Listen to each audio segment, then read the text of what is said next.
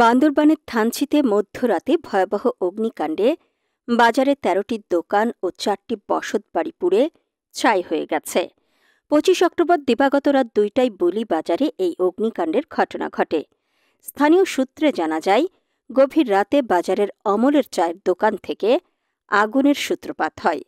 সেখান থেকেই আগুন ছড়িয়ে পড়লে একে একে ১১টি দোকান পুড়ে ছাই হয়ে যায়।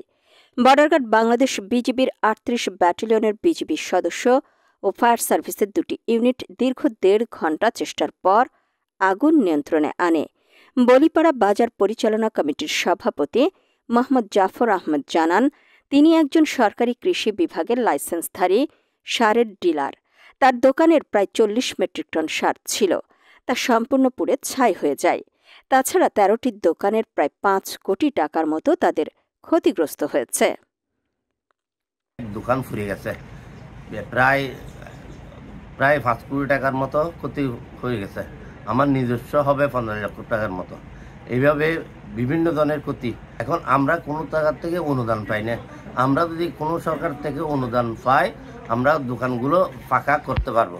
তাই আমাদের জন্য আকুল আবেদন, আমরা যেন দোকানগুলো ফাঁকা করতে পারি। আমরা প্রত্যক্ষদর্শী ও বাজার পরিচালনা কমিটির সাবেক সভাপতি নিহার বিন্দু চাকমা বলেন, ২০২০ সাল ও ২০২৩ সালে ৫০টি দোকানে ভয়াবহ অগ্নিকাণ্ড হয়েছিল। আজকে ১৩টি দোকান পুড়ে ছাই হয়ে গেছে। আমাদের বাজারের সকল ব্যবসায়ীকে না হলেও কয়েকজন ব্যবসায়ীকে চাহিদা মোতাবেক লোনের ব্যবস্থা করে দিলে আমরা পাকা দোকান নির্মাণ করে আগুনের হাত থেকে রক্ষা পাব। অগ্নিকাণ্ড হয়েছে বাজারে, এখন আমরা কোনো সোর্সে আগুন নিভাইতে পারি নাই। প্রায় আমাদের বাজারের ১৩টা দোকান পড়া গেছে, প্রায় ৫-৬ কোটি মতো টাকা আমাদের ক্ষতিগ্রস্ত হয়েছে। কিন্তু সরকারের কাছে একটা আবেদন থাকলো আমার, যদি আমাদেরকে কিছু যদি লোনের ব্যবস্থা করে দেয়, আমরা এই দোকানগুলি যেন ভবিষ্যতে বেনে আমরা যেন হইতে পারি আর কি। স্থানীয় বাসিন্দা ইসলাম বলেন, রাত ২টায় একটি চায়ের দোকান থেকে আগুনের সূত্রপাত হলে প্রায় ১৩টি দোকানঘর ও বসতঘর পুড়ে যায়।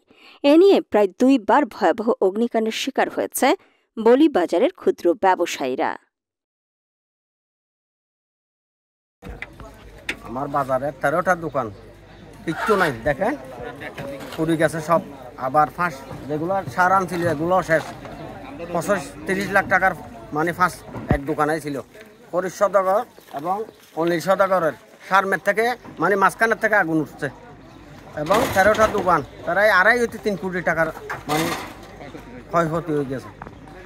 ৩০-৪০ লাখ টাকার মতো ক্ষতি হয়েছে। এখানে মুদির মাল ছিল, মনে করেন চাউল, চিনি, ময়দা, তারপরে টেবিল, চেয়ার, ফ্রিজ ছিল প্রায় ৫-৬টার মতো, তারপরে টিভি ছিল, আসবাবপত্রের আবার নগদ টাকাও ছিল ক্যাশের মধ্যে, প্রায় ৬০-৭০ হাজার টাকার মতো।